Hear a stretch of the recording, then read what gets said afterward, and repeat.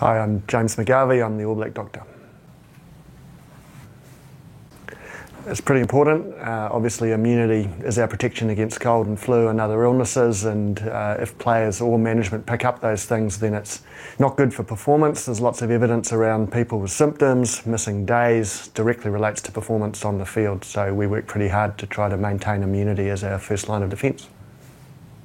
So there's a couple of levels of impact. If players have a minor cold or flu, and this is outside of COVID, it'll detract from their performance. So we know that if people are operating at 80 or 90% of normal, that can still affect their ability to take on information.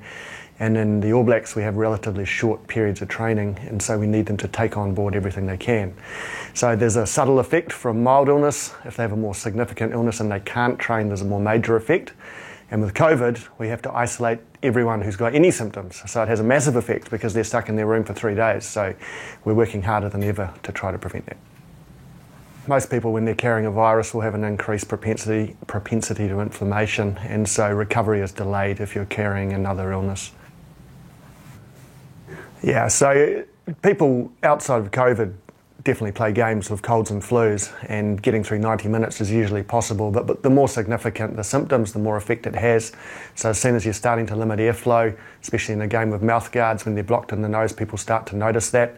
If your body temperature is subtly higher, that probably impacts on your aerobic capacity eventually, and then if any symptoms are below the neck, we would typically actually stop players playing. So anytime we think that there's things going on in the lungs, they're normally not allowed to play.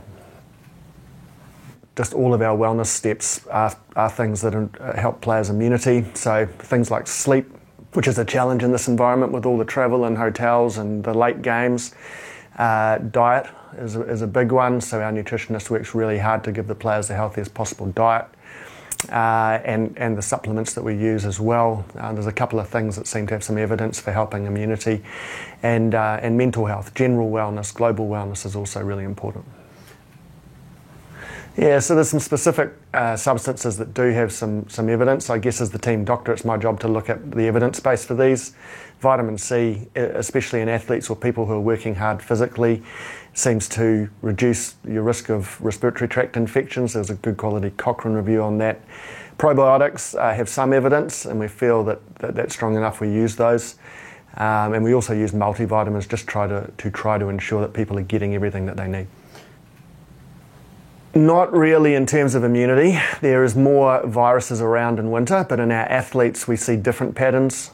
So our athletes tend to get problems when they're early in the season and starting to work hard, and just after periods of hard work when they're just about to relax. So that classic thing most people could relate to of going on holiday and getting a flu the first couple of days, we see that in the literature with our guys as well. So those are the periods we focus on. The travel's something that we can't avoid, so our players know about sleep hygiene and how to get off to sleep and get the best quality sleep. They know the importance of sleep and getting enough hours. We try to control their screen time, which can be a bit of an issue, and we use a variety of things to help if people are struggling with sleep, put them in their own room, use things like tart cherry juice or natural melatonins and that kind of thing.